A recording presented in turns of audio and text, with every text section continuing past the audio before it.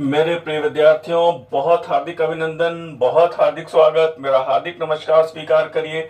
आपको सूचना मिल गई होगी कि हम लोगों की ये क्लास जो अभी तक पाथफाइंडर आईएएस पे चल रही थी, अब आज से कुछ तकनीकी कारणों से हिस्ट्री इनसाइट्स पर क्लास के इस नए चैनल पर ट्रांसफर हुई है। तो इस चैनल पर जो नए छात्र छात्राएं जुड़ रहे हैं, हमारे पाथफाइंडर इस क्लास का जो लिंक है वो डिस्क्रिप्शन बॉक्स में आपको दे दिया गया है। आप उसके माध्यम से हमारे पुराने चैनल पे जा सकते हैं। कुछ तकनीकी कारणों से अभी कुछ दिनों के लिए ट्रांसफर किया है। एटलीस्ट उस पर बहुत सारे 100 से ज्यादा वीडियोस हैं और हमारी जो प्रागैतिहासिक काल की क्लास है वो उसी चैनल पे चल रही थी। कल हम लोगों ने ताम्रपाषाण काल को समाप्त किया है और आज हम लोग बेसिक लेवल से इस हड़प्पा सभ्यता की क्लास की शुरुआत करने जा रहे हैं। मुझे उम्मीद है 9:30 हो चुका है और सभी छात्र और छात्राएं क्लास में आ गए होंगे।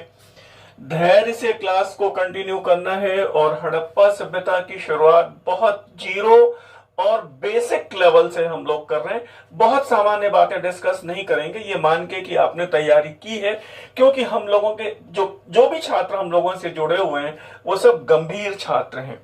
तो कम से कम कुछ एक ऐसी बेसिक बात जो एकदम एग्जाम ओरिएंटेड हो और जहां से एक प्रश्न पूछे जाने की संभावना पूरी तरह से निश्चित है। तो लगभग आइए शुरू करते हैं। ये हड़प्पा सभ्यता और इसी को आप सिंधु सभ्यता भी कहते हैं। सामान्य तौर पे बहुप्रचलित रूप से सिंधु सभ्यता ही आपने सुना होगा। और एक खास बात ध्यान दीजिएगा, जैसा कि कल मैंने आपको बताया था कि ताम्रपाषाण काल का संबंध किसी भी तरह से नगरीकरण से नहीं है। नगरीकरण से नहीं है, इसका मतलब यह है नगरीकरण का संबंध कांस्य काल से है। ये ध्यान दीजिएगा, यद्यपि कि उसकी दो बस्तियां जोरवे संस्कृति की नगरीकरण के करीब पहुंच रही थी, लेकिन रूपांतरण नहीं हुआ था। फिर ध्यान दीजिएगा, जो ताम्रपाषाण काल है उसमें लोग ईंटों के निर्माण से परिचित हो गए थे, लेकिन आपको पता है कि पकी ईंटें ताम्रपाषाण काल में नहीं है। केवल एक अपवाद है, केवल एक अपवाद है, वो है गिलुंद। ताम्रपाषाण काल में पूरी तरह से लिपि का भी अभाव है। तो ध्यान रखिएगा, लिपि का संबंध भी कांस्य काल से है और कांस्य काल मेरा सीधा सा तात्पर्य है हड़प्पा सभ्यता या सिंधु सभ्यता। तो नगरीकरण, कांस्य काल, लिपि, पकी ईंटों का बहुतायत प्रयोग, ये सब हड़प्पा सभ्यता में आप पढ़ने वाले हैं।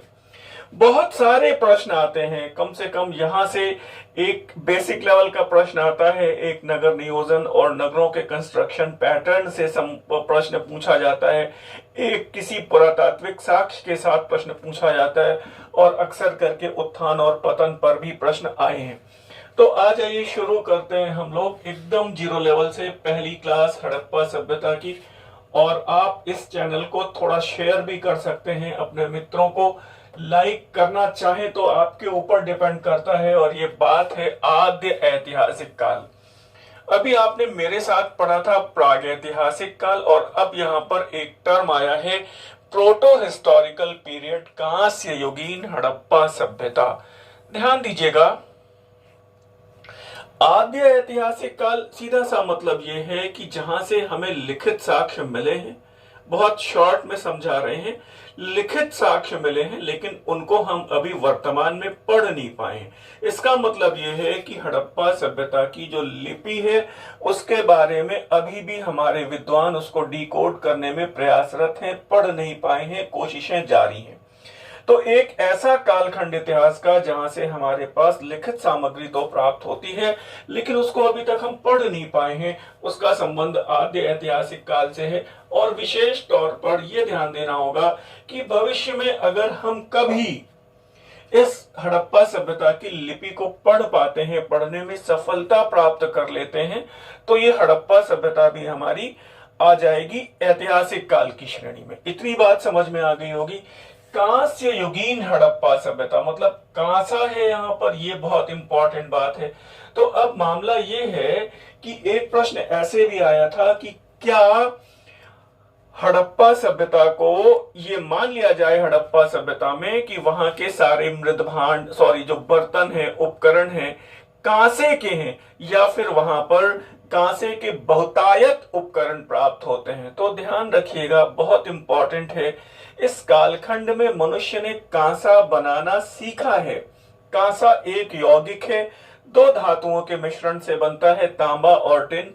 9:1, ये ध्यान रखिएगा, ये सब प्रश्न कभी ना कभी आ सकते हैं। तांबा प्लस टिन है ना, 9:1 ऐसा समझ लीजिए आप, ये इसका कांसे का मिश्रण है। तो मनुष्य ने कांसा बनाना सीख लिया है। कांसा उस काल की सर्वोत्तम तकनीक है। इस आधार पर इस कालखंड को कांस्य काल भी कहा जाता है। लेकिन ये इंपॉर्टेंट रखना होगा, कांसे का बहुतायत प्रयोग नहीं हुआ है। ये बात बहुत क्लियर कट ध्यान रखिएगा कि 70% से ज्यादा उपकरण पाषाण के और तांबे के और मिट्टी के हैं, है ना, जो भी मृत भांड वगैरह जो भी हैं। तो कांसा रेयर है, ये मत समझिएगा कि कांसा बहुत है।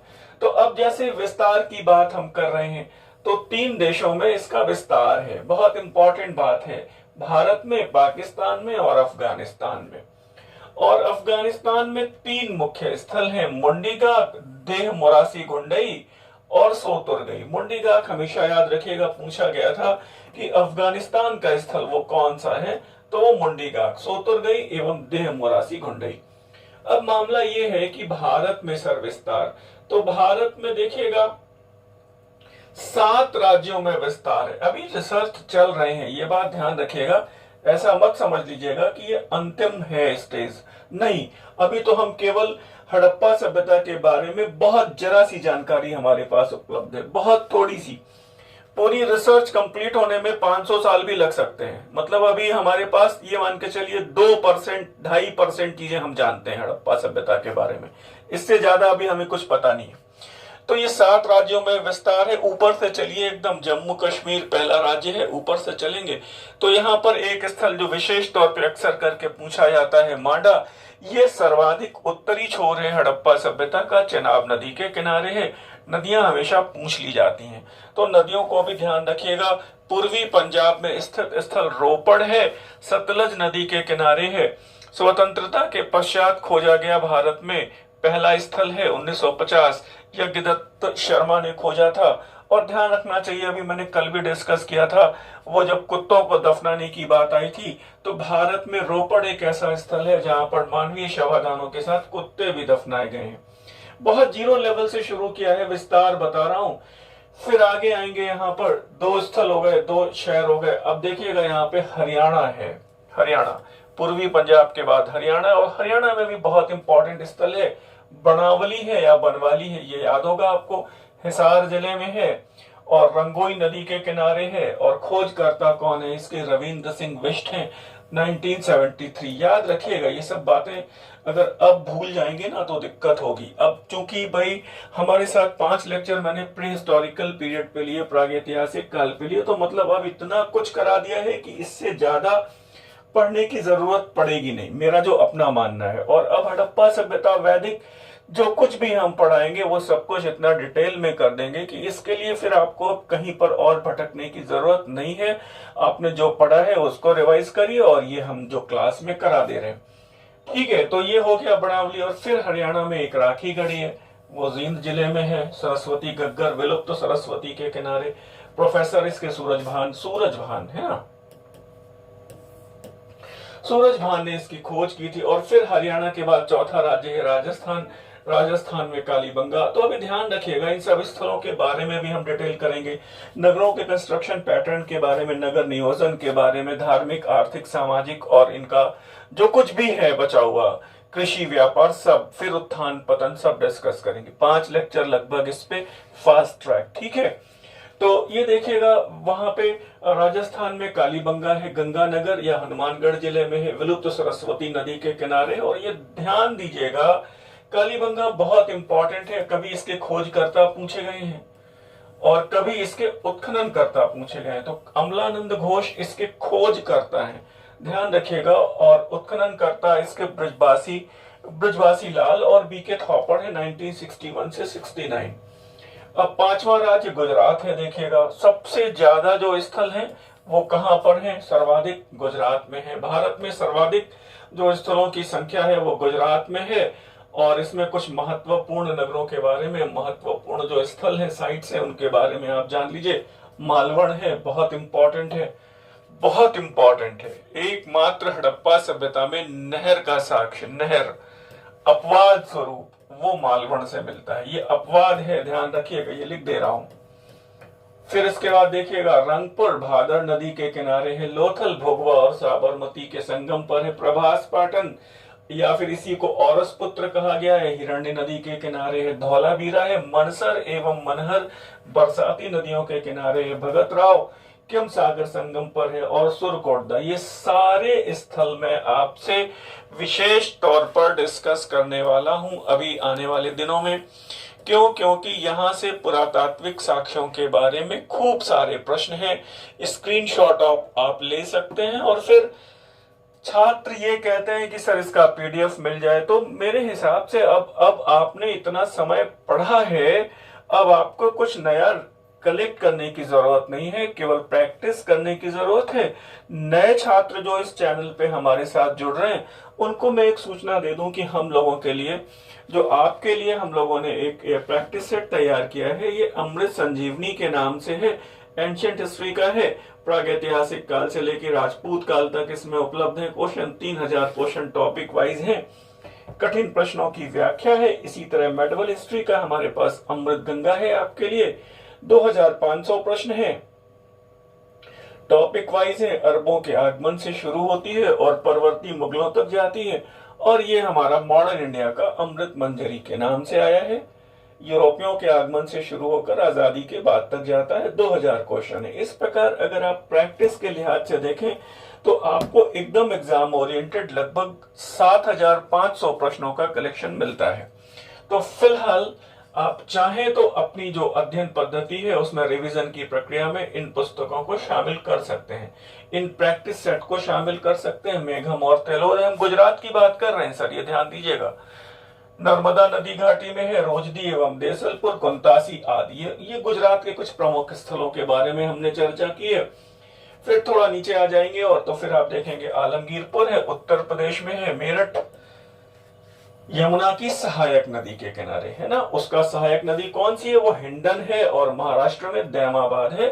गोदावरी की सहायक नदी प्रवरा के किनारे है। और ये हड़प्पा सभ्यता का सर्वाधिक दक्षिणी छोर है, दक्षिणी कोना है, ध्यान दीजिएगा। तो जैसे आलमगीरपुर पूर्वी कोना है ना, तो अब दिमाग में आपके आ रहा होगा कि सर वो पश्चिमी कौन सा है? सुत्का गंडोर है। वो चूंकि पाकिस्तान के बलूचिस्तान प्रांत में है। तो अब हम लोग जब पाकिस्तान में इसका विस्तार पढ़ेंगे तब आप उस स्थल के बारे में जान पाएंगे। पाकिस्तान में विस्तार देखिएगा 3 प्रांतों में है। पाकिस्तान में हड़प्पा सभ्यता का विस्तार 3 प्रांतों में है। सिंध है, पश्चिमी पंजाब है और बलूचिस्तान है।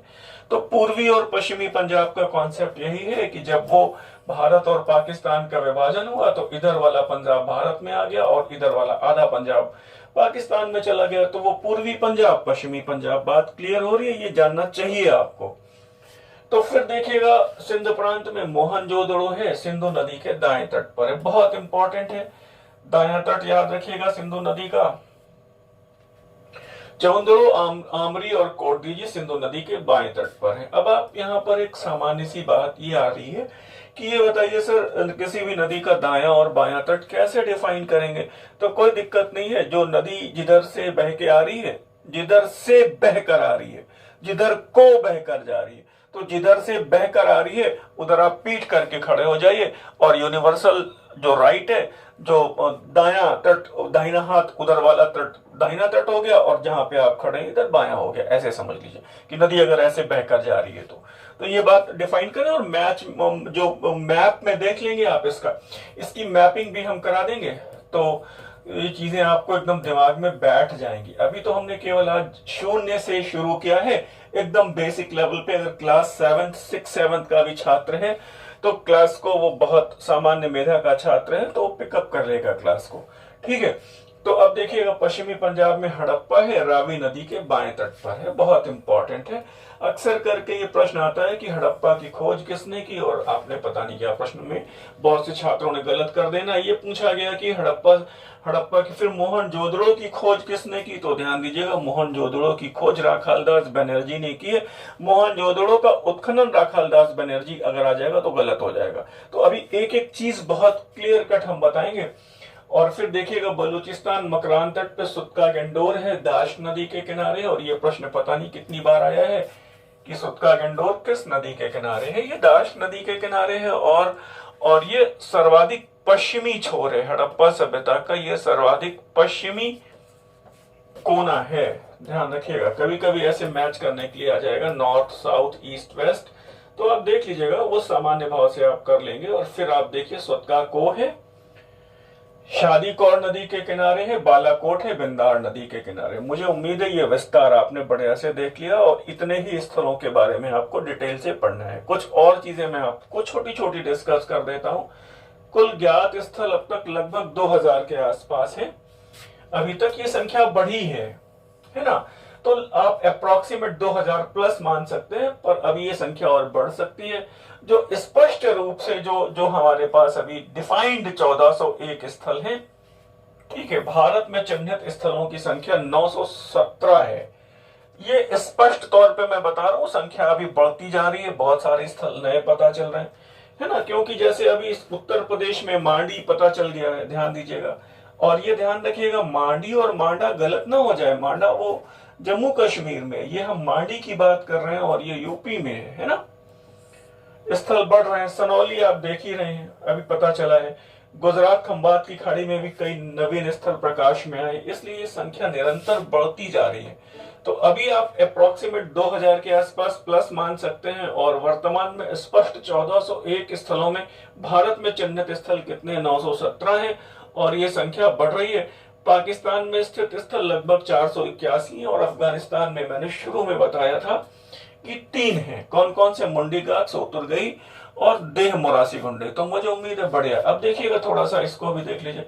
विशेष महत्वपूर्ण है कि हड़प्पा सभ्यता की लगभग 80% बस्तियां, बिल्कुल ध्यान देने की बात है, लोग गलत करते हैं, विलुप्त सरस्वती नदी के प्रवाह क्षेत्र में है, विलुप्त सरस्वती नदी के प्रवाह क्षेत्र में है। और यही कारण है कि वीएन मिश्रा सर का नाम याद आया है। ये पूछा गया था कि किस विद्वान ने, किस इतिहासकार ने हड़प्पा सभ्यता का नाम बदलकर सरस्वती नदी घाटी की सभ्यता रखने का सुझाव दिया था। वो प्रोफेसर वीएन मिश्रा सर ही हैं। ध्यान दीजिएगा, इसका नाम कहते हैं कि वो सरस्वती नदी घाटी की सभ्यता रख दिया जाए, वो ऐसा कहते हैं। लेकिन अब यहाँ पर और भी प्रश्न है, सिंधु सभ्यता शब्द का सर्वप्रथम प्रयोग किसने किया, या सिंधु सभ्यता का नामकरण किसने किया? तो वो है जॉन मार्शल। ध्यान दीजिएगा, जॉन मार्शल है। वो कहानी मैं आपको नहीं सुनाने जा रहा हूं कि वो रेलवे की लाइन बिछाई गई, फिर क्या हुआ, फिर क्या हुआ, फिर क्या हुआ, सारी कहानी आपको पता है। तो फिलहाल यहाँ पर आप ये जानिए कि वो सिंधु सभ्यता का नामकरण किसने किया? वो जॉन मार्शल ने किया। अब एक प्रश्न ये बन सकता है, ये मैं कुछ आपको बेसिक सूचनाएं दे रहा हूं जो आपको दिमाग में कलेक्ट करनी है। हड़प्पा सभ्यता की जनसंख्या के विषय में किसने शोध किया है? जनसंख्या के विषय में शोध करने वाले विद्वान है फेयर सर्विस। ध्यान दीजिएगा, मैं हट रहा हूं। और उन्होंने लगभग मोहनजोदड़ो की जनसंख्या, जो मकानों का आकार प्रकार है, उसके हिसाब से 41,250 के आसपास, ये एकदम राइट फिगर, थोड़ी बहुत बढ़ सकती है लेकिन ऐसा ही दिया गया है ये फिगर। जबकि हड़प्पा की अनुमानित जनसंख्या 23,544 के आसपास उन्होंने बताई है। किन्होंने बताई है? फेयर सर्विस ने बताई है। और फिर ध्यान दीजिएगा, हड़प्पा सभ्यता का समुद्र तटीय विस्तार 1300 किलोमीटर है। अच्छे प्रश्न है ये सब। सिंगल लाइनर प्रश्नों में ये सब प्रश्न अगर गलत हो गए तो आप पहली ही दृष्टि में परीक्षा से बाहर हो जाएंगे। तो मुझे लगता है कि आज की इस बेसिक और सामान्य क्लास में आप बहुत धैर्य के साथ बैठे हैं। कल से हम लोग इसके नगर नियोजन पर और इसके विस्तार से एक्सपेंशन पर, इनके पुरातात्विक साक्ष्यों पर हम लोग डिस्कशन करने वाले हैं। तो आज मैं विदा ले रहा हूं। धैर्य से आप क्लास में बैठे हैं और इसके लिए तो पहले हार्दिक धन्यवाद। और थोड़ी क्लास का ड्यूरेशन आज कम रखा है केवल इसलिए कि जो भी छात्र अभी जुड़ रहे हैं वो इस चैनल के साथ जुड़ जाएं, ताकि हमारी क्लास का कोई भी क्लास मिस ना हो और आप हमसे सीधे संवाद कर सकें। तो आज विदा ले रहे हैं और कल मिलते हैं 9:30 प्राइम टाइम इतिहास की पाठशाला में। और कल नगरों का विस्तार, नगरों का कंस्ट्रक्शन पैटर्न हम लोग डिस्कस करेंगे। आज विदा ले रहे हैं। धन्यवाद, नमस्कार।